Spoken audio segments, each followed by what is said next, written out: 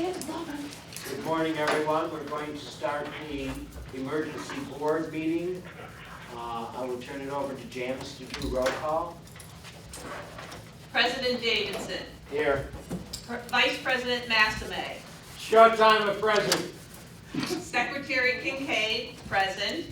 Treasurer Hahn. Present. Director Hector. Present. Director McGraw. Present. Director Ricketts. Present. Director Setzer. Absence. We had a quorum. Did you call Director Hahn? Yeah. Treasurer. Then I would call the meeting to order. And stand for the pledge of allegiance to the flag.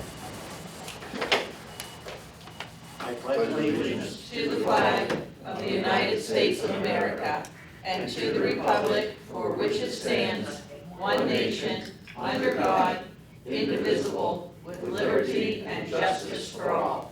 Before we do the new business this morning, I just have an announcement to make.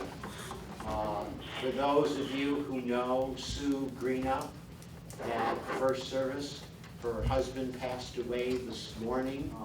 So would you please keep her and her family in your prayers and thoughts? Be very much appreciated. And Janice, I will therefore turn the meeting over to you for new business.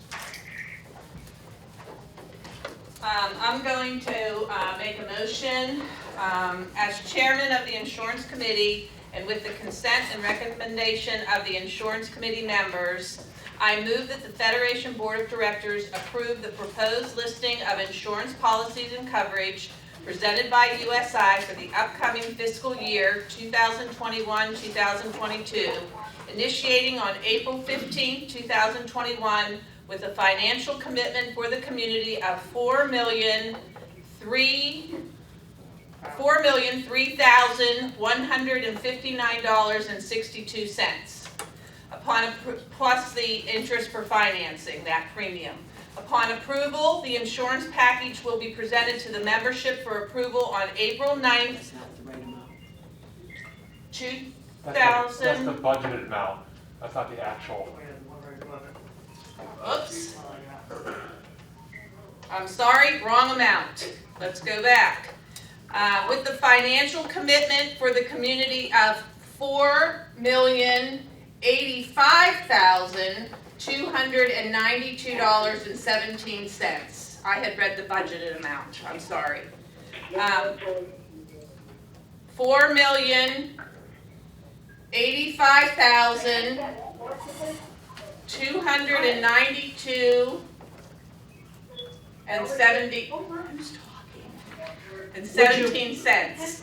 Would you please mute your phones so other people can hear and you're not interrupting the call? You have a second to the motion? Wait a minute. Upon approval of the insurance package, will be presented to the membership for approval on April 9th, 2021 at a special membership meeting.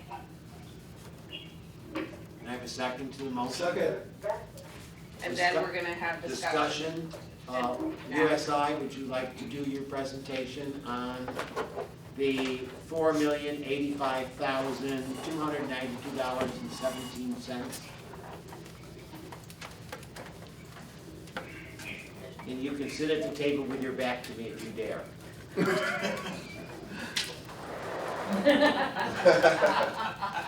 Oh my gosh.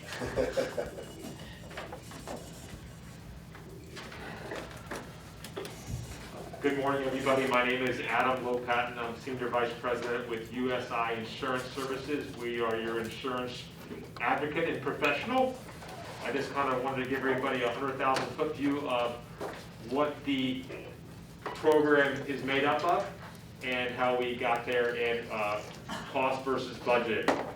So the insurance committee and the Federation Board has been working extremely hard the past 6 months with the entire marketplace to bid out your insurance and create internal competition in the marketplace to make sure the community has a bulk purchase of competitive, financially sound insurance program for the community, which will be effective April 15, 2021.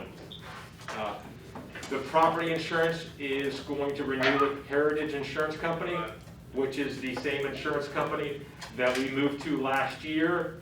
It is an increase, but it is under budget compared to what we budgeted last year. The only change in that program will be that the deductible will be from $2,500 to $5,000 deductible, which is the same deductible we had under the AMCAPs. Everything else is exactly the same as you currently have, except the directors and officers policy. The directors and officers policy, I did get a lot of phone calls on this, and I just want to clarify this. The directors and officers policy currently is through Travelers Insurance Company. It is a $2 million limit of liability. That limit of liability is shared amongst all 114 entities, subject to a $20,000 deductible, and attorney's fees do erode that limit. Travelers non-renewed us due to claims activity. So we are replacing that coverage with a bulk purchase through Aspen Specialty. Every association now will have their own D&O policy. We are procuring it. There is no need for anybody to go out and get their own D&O policy. We are purchasing this on a bulk basis.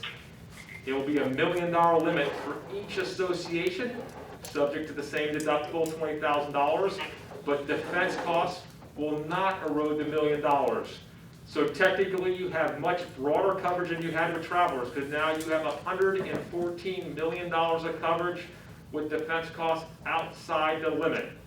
But again, this is going to be purchased on a bulk basis by the Federation. So there's no need for anybody to go out to individually procure that.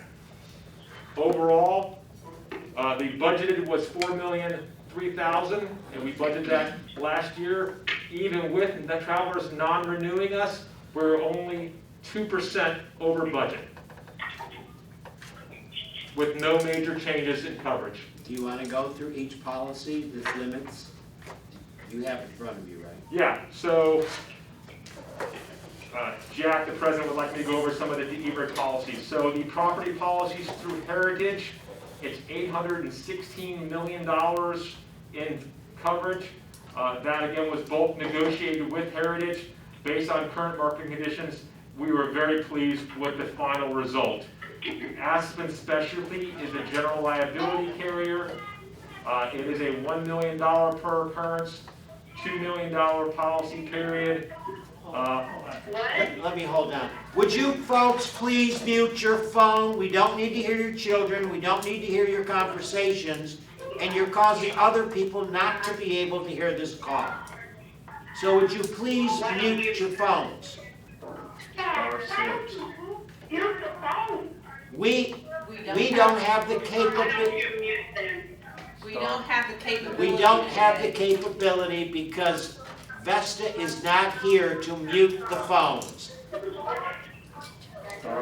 And I don't know why people need to be rude and not mute their phone and carry on conversations and have other people in the background. Can she get Ginger to mute him? She's gonna do it. Denny. Denny, can you get them to mute their phones? Because people just don't seem to understand how to mute a phone. Yes, working. You could also just hang. Just working on it. We can. You don't have to have the phone coverage. It is *6. It is *6 to mute your phone, or hit your mute button on your phone. The little microphone is the mute button. Hello. Microphone, yes. You know, just hit the little microphone, take care of it. Turn your volume down. If you can't mute it, shut up. They're not even listening. You know, if they don't know how to mute a phone, then just close your mouth and stop talking. It's like there's another group of people in. You hear that? How echo. Oh, I believe it's a group of people that are sitting together. Oh, over next door. Right here? I'll pick it up. Yeah, there, Yes. that's a microwave. Yes, we hear them. That was a microwave for sure. How can we hear them? I don't know. He's working. Yeah, the phone on.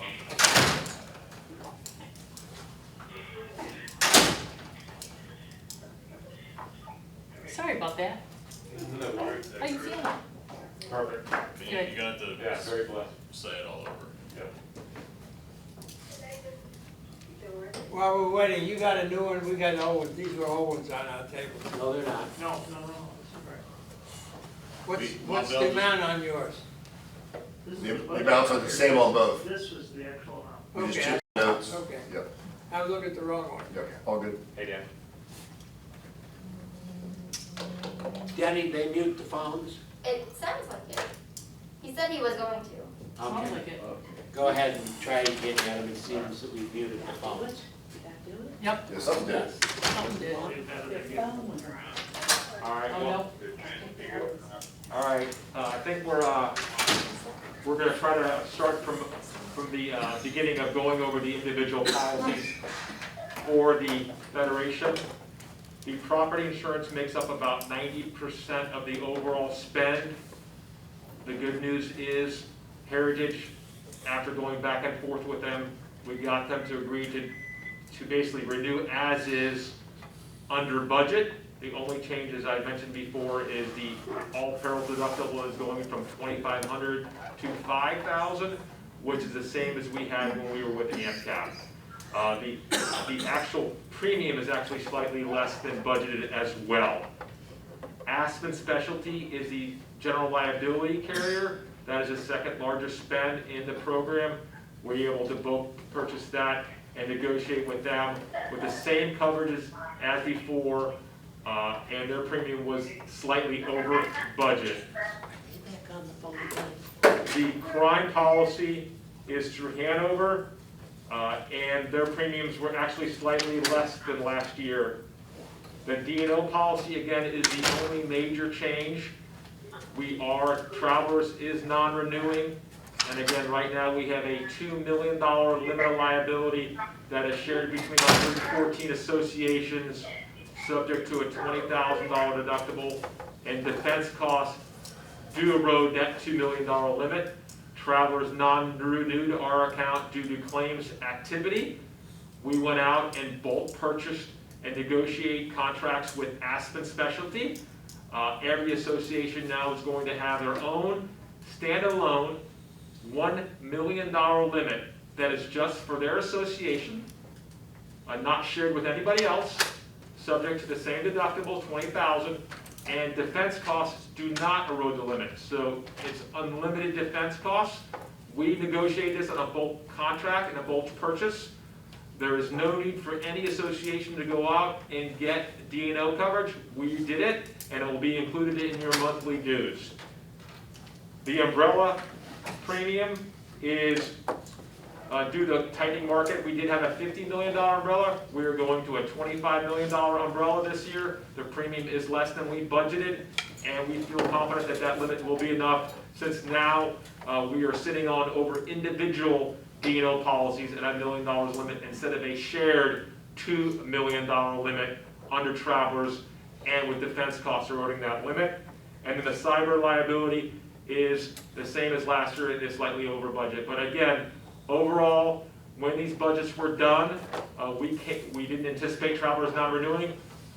Almost everything came in the same or less than budget except the D&O policy, and that did put us over budget slightly, only by 2%. So overall, again, based on the current market conditions, which are terrible, we are very pleased with the bulk negotiations and the coverage that we were able to achieve for the community. Janice, let me ask you a question. As Adam explained, under the property that was increased from 2,500 to 5,000, the insurance fund covers everything except $500 of deductible. So although it did increase from 2,500 to 5,000, it would not impact the association because we would pay everything except the 500 out of the deductible fund. Is that correct? Yes, and we have the money in there to do that. Any discussion from the board? Like the question. No, I just like to make a comment, Adam, for clarification purpose. this is based on an extremely hard market compared to what it's been in past years. So I've been doing this for 25 years. I insure over 600 condo associations from Tampa to Marco Island. I've never seen the marketplace this bad, ever. I've seen the marketplace, property marketplace harden after 93 and 04 and 05, and only the property marketplace rates were going up and the capacity was shrinking. But right now, we're in a perfect storm where every line of coverage, property, general liability, cyber, D&O, every line of coverage except workers' comp is in a hard market. Carriers are pulling out, rates are going up on average 25 to 30% on good accounts. So we are in a perfect storm. But again, I am very pleased with the results. We came in at almost budget, even though the marketplace got a lot worse since when we started budgeting. And we had to deal with a non-renewal from Travelers. Thank you. Let me ask you one other question. We have reviewed the years of 2012, 2013, 2014, 2015, 2016, 2017. All of those were well over $4 million. Was that market soft at that time? So no, so as Jack brought up, just want to clarify something. The premium that we ended up now is still less than the overall premium the Federation was paying previously. That market was not hard back then. It was a basically softening market. So even with a hard market, our overall premiums are less than or the same as we were paying previously. So this would be in the last 2 years. Basically, we have continued to be able to keep cost well below what they were in previous years in 2012 through 2016. That's correct. Can you explain with the D&O, like right now, everybody's paying a certain amount in their association dues, starting April 1st, their new amount, which was their budgeted amount. And so, but because it's gone up so much, how is that going to affect the associations? Can we ask Keith to answer that question? Yes. Can you go over to the, and repeat the question? Thank you. Repeat the question. Janice asked how the increase in the D&O policies would affect the association's budgets. Again, a budget is just a projected amount. Obviously, we project lots of the amounts on the budget. The slight overages averages out to be about $765 if it's just evenly distributed.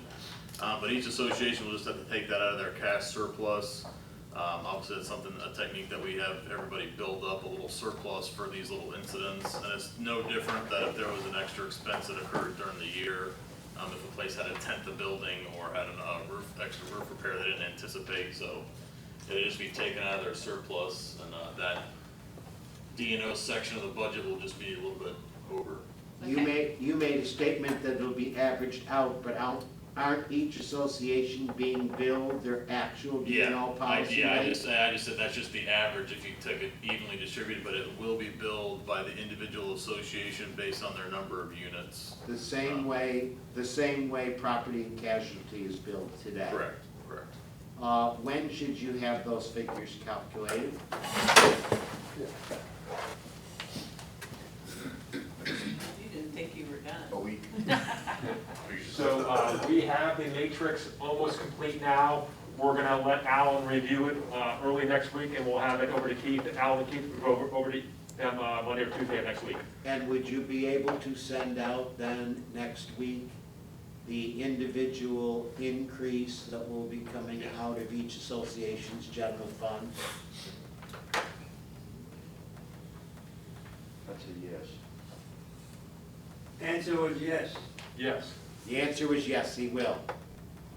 So each association by the end of next week will receive what their increase over what they had in their budget will be.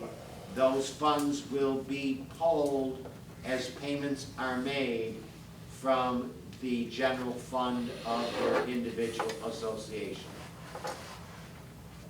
Is there anyone on the line who has a question? If so, unmute your phone and ask the question. Actually, let me just make one more comment on that, on the budget amounts and what they might be over. This is again Alan Hahn-Carter. Just one more comment about that.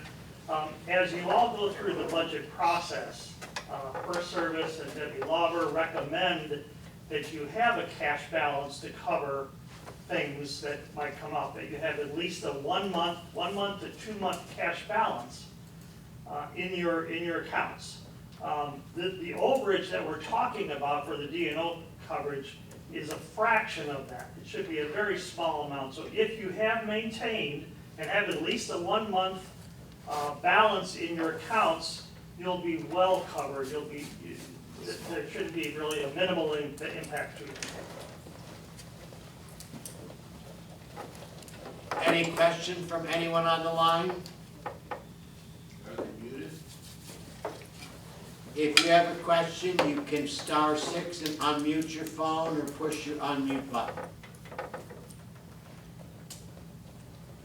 I think Ginger had Yeah, Ginger muted. They can't. They can't. They can't have to call back. If they can have star 6, they have to hang up and call back. If you have a question and your phone will not unmute, just hang up and call back, put in the code, and you can ask your question.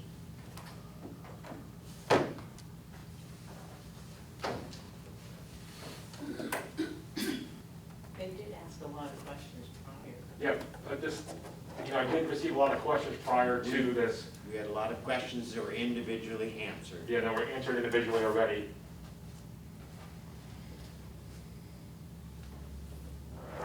Hearing no debate or additional comments,